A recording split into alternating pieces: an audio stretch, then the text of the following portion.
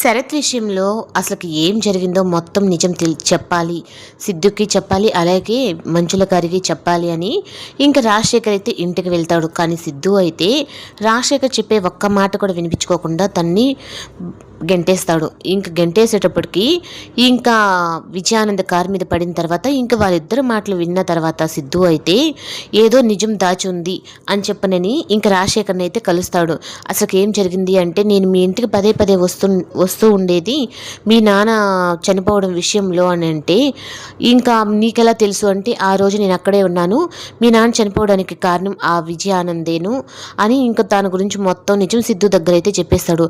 అంటే ఇన్ని రోజులు చెప్పకుండా ఇప్పుడు ఎందుకు చెప్తున్నారు, నేను ఎలా నమ్మాలి అంటే, మొత్తం ప్రూఫ్స్తో సహా ఆ రోజు జరిగింది మొత్తం ప్రూఫ్స్తో సహా మొత్తం అయితే ఇంకా సిద్ధుకు చూపించిన తర్వాత ఇంక సిద్ధు అయితే మాత్రం విజయానంద్ షర్ట్ పట్టుకొని, మా నాన్న నీకేం ద్రోహం చేశాడని ఇలా చేశావు అని చెప్పని అంటూ ఉంటే, అంటే నీ దాకా వచ్చేసిందా ఈ విషయం అన్నట్టుగా ఇంకా విజయానంద్ అంటాడు. ఇప్పుడు మా మమ్మీకి కానీ తెలిసింది అంటే తర్వాత నీ విషయంలో ఏం తీసుకుంటుందో నిర్ణయం చెప్పలేము అంటే, అంత దూరం నువ్వు శ్రమ పడని అవసరం లేదు, మీ మమ్మీకి ఎప్పుడో తెలుసు నేనే చంపానని.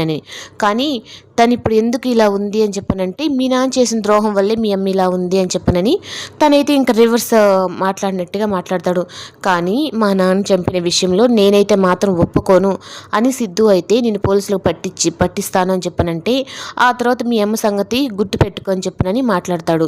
ఇంకా రాజశేఖర్ అయితే ఇదంతా రాజశేఖర్ చేశాడని ఇంక వెంటనే గుణాకైతే ఫోన్ చేసి ఇంకా గుణాకైతే ఇంకా రాజశేఖర్ గురించి మొత్తం చెప్తాడు. మీ నాన్న నీ దగ్గర నాటకం ఆడుతున్నాడు, మొత్తం ఆస్తి కూడా ప్రేరణ పేరు మీదే రాసేస్తున్నాడు అని చెప్పంగానే ఇంక గుణాకైతే ఇంకా ఈశ్వరితో నువ్వు ఎంతో మంచివాడు మారిపోయాడని చెప్పని అంటున్నావు కదమ్మా, తనేమో ఆస్తి మొత్తం ఆ ప్రేరణ వాళ్ళ మీదే రాసేసాడంట అని అనగానే, ఇంకా ఆ ప్రేరణ వాళ్ళని ఎందుకు బతకనిస్తాను అని అంటే, నువ్వు అసలు నిజం ఉందో లేదో తెలుసుకొని తర్వాత ఏదైనా చెయ్యరా అని గుణాకి అయితే ఈశ్వరి అంటుంది.